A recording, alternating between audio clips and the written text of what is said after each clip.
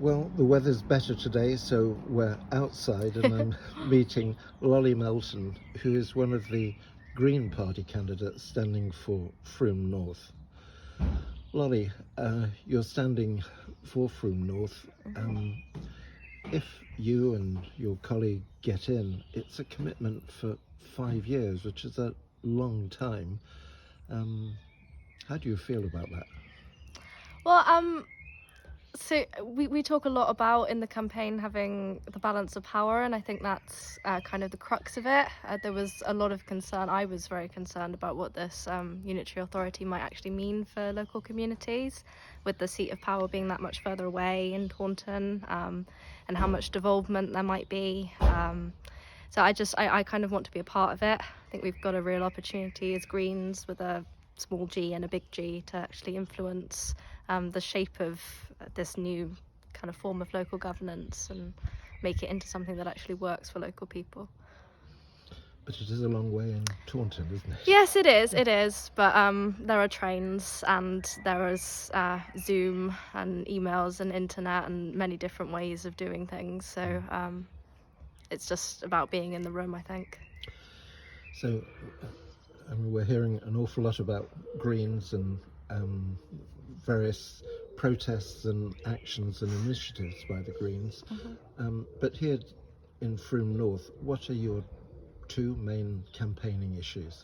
So supporting transport is a big one. I obviously don't need to tell anyone who lives in Road that there aren't regular buses.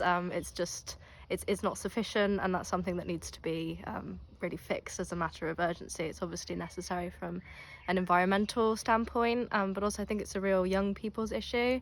It makes young people that can't drive yet really dependent on their parents, and I think it would mean a lot more for their social links and their opportunities and things to actually have buses that were a lot more regular and reliable.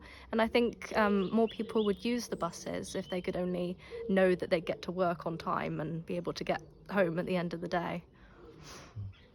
So buses and public transport in general, but buses is it's not difficult, and it's not necessarily controversial. It's just we do need more investment in public transport infrastructure.